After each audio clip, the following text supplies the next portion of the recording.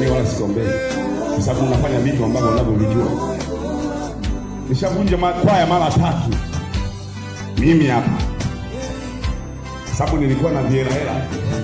Mwalimu wa kwaya rafiki yangu, mwalimu anaandaa nyimbo, mimi nambeba namleta nyuma, kwaya imevunjika.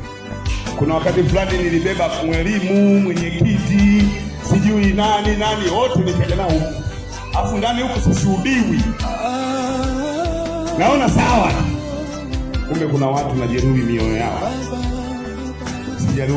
Usije ukajeruhi moyo hata wa mpagani. Sasa mimi namfanyia kwa sababu ni mpagani. Ndio maana Yesu alipita mtaani, aliwauliza wanafunzi wake, mtaani huko ananielezeje? Ukielezwa madhaifu yako kubali. Nakwambia gari lako zuri, nyumba nzuri ipo, kazi nzuri inakuja. Wewe kuna vitu umevisikilia. Umegeuka yule mdudu mmoja anaitwa papasi. Papasi anang'ang'ania katika ngozi. Katika ngozi ya ng'ombe. Ng'ombe ile kanunuliwa kutoka Dodoma mpaka Dar anafika, mpaka anaenda machinjioni, bado kunang'ania. Inafikia ng'ombe anachinji, papasi bado kanang'ania katika ngozi. Anachunwa, ngozi inaanikwa juani, anakuja sasa.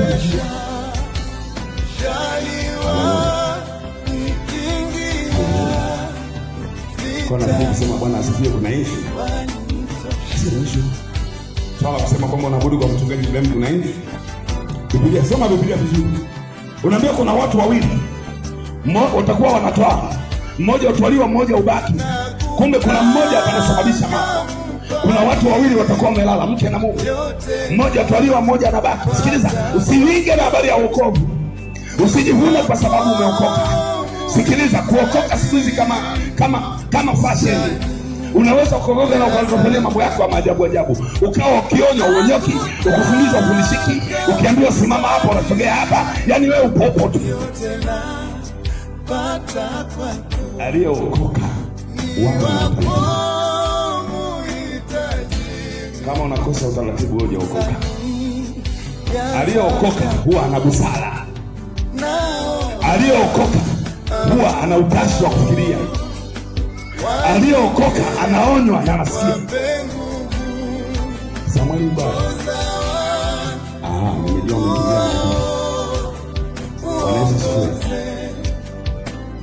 Baba mwema ni yule anayefundisha. Na ukiona nakuita na kufundisha, jua mimi ni mwema.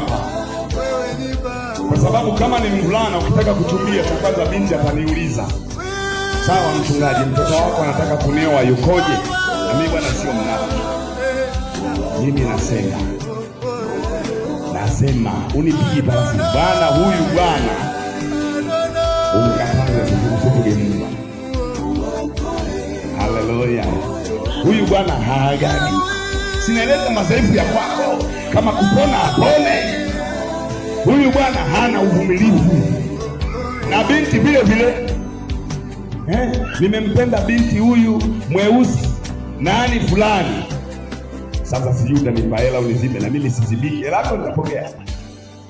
Tena pale nitakula chips. Sasa baadaye naanza kuulizwa sifa, na mimi sinaeleza sifa. Sasa kama gari lina pancha, nikwambia gari lako lizima. Bwana, gari hili nakupa, lakini tairi moja hii mpaka maili moja unaziba mara 3. Na mimi nasema sasa, haleluya. Nasema na bahati mbaya wakati wa kusema wewe haupo. Na muongo ukiwa mwenyewe upo anakubanga, na mimi naanza kubanga. Haleluya. Bwana.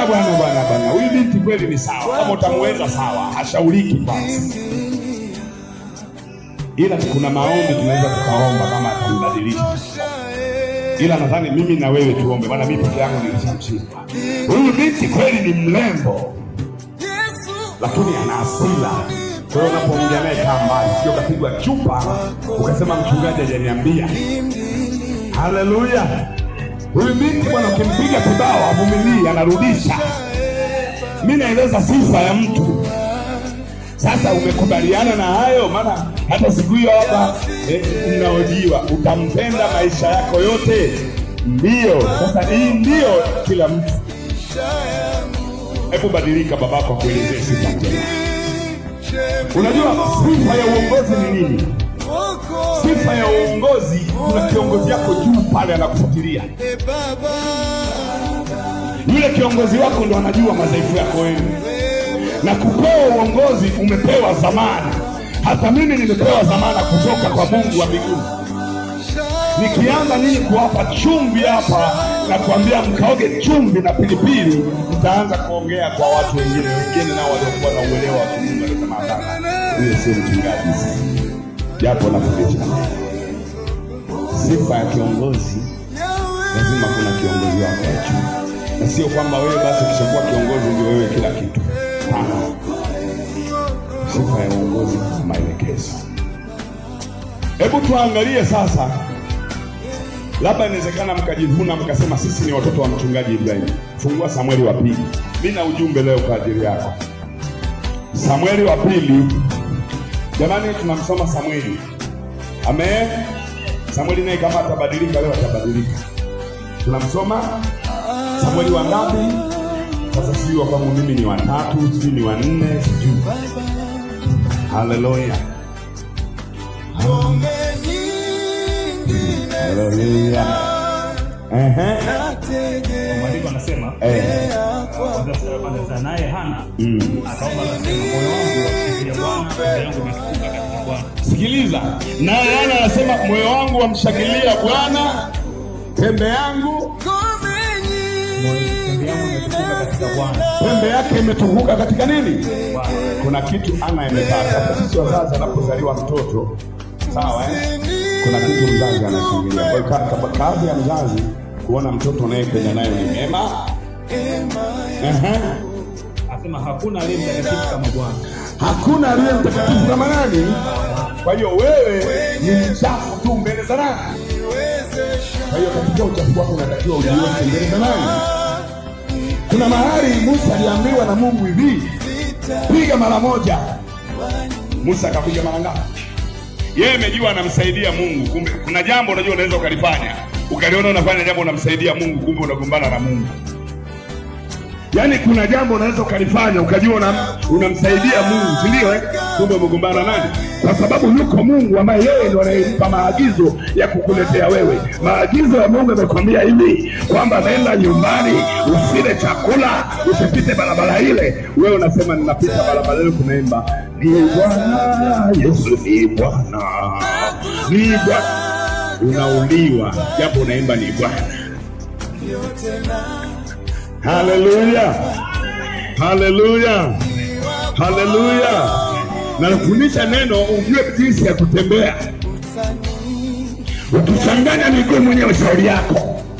Mungu alimwambia Musa, piga mwamba mara moja. Musa akapiga mwamba mara. Mungu alikasema.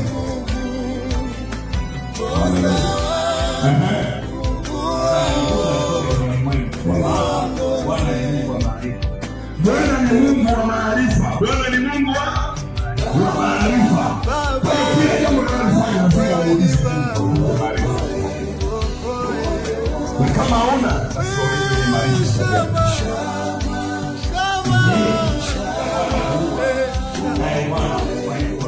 Msikaze. Bwana huua. Naye Bwana humfanya kuwa. Umwinua yeye mtu anayejiona mnyonge. Huwa anakosa kuuliza. Mnyonge ila mjuaji huwa anauliza. Ila mnyonge huwa anauliza. Ila mjua mimi bwana nikikuta kibao sehemu, ikiona kibao ikisielewi hichi, nasimama pale pale katika kibao mpaka nimwone mtu barapi anaambia usipite pana umeme, nageuza nakuti, hata kama kanidanganya, kwa sababu ni ujuaji ndio unayewatesa watu. Inawezekana walikuwa kina Wema Sepetu, inawezekana walikuwa kina Kristo Yesu, lakini hawawezi kufika kwa sababu ni wachache. Mimi nafanya huduma na viongozi. Usimulize ndio kumwambia mzee tulikuwa tunakaa. Hapa ndipo kuna Bible la watu wanahitaji lea. Na niliwaambia nitaenda na nisipokwenda wanilia. Mzee sisi. Wanalia. Wewe uko na mimi unalia? Mimi unalia ni hawa watu nikadha. Na nikasema si Jumapili nzima watu hao wanatoa machozi. Nikasema nakuja peke yangu nasema hapana na tunakuja na watu. Ukiondoka wako. Na mimi nikaona wao wataka Sinaondoka kwa jina la Yesu. Mara katamka mtumishi wa Mungu. Nifikishe mbinguni Baba. Okoe moyo wangu. Baba.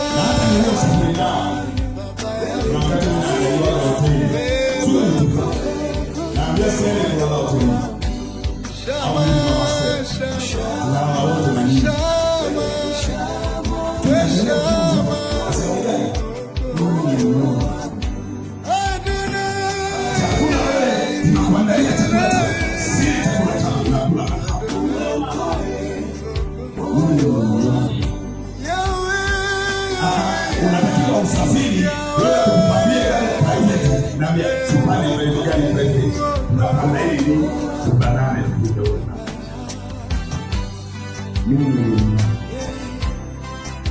Tunachagua wewe unakuwa makamu sasa na talent yako ikiwa na mimi ni wa kawaida japo mlinipa cheo mimi ni wa kawaida na mara nyingi wanapenda kuuliza baadhi ya mambo. Sasa Yesu alisema neno moja, jifunzeni kwangu, mimi ni mpole tena mnyenyekevu wa moyo. Jifunzeni kwangu, ninayekufundisha wewe la huyu leo nikisikia kwamba mimi nataka sana kuwafundisha na kuweka mahali pamoja kwa madini lakini siwezi kutengeneza uadui huyu wengine siwezi. Sasa unajivunia mwenyewe lakini sio mikono yangu mimi nafundisha hapa na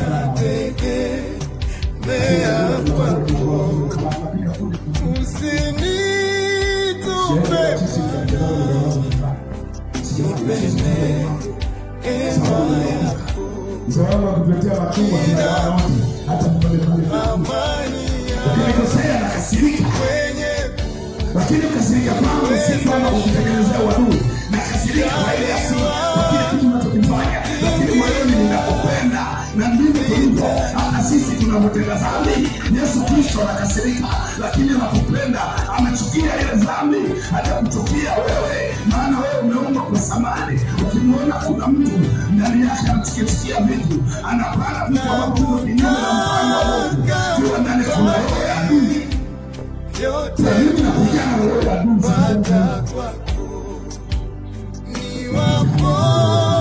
sababu itakuwa siku ya mwisho mimi nitoa. Uliwafundisha neno.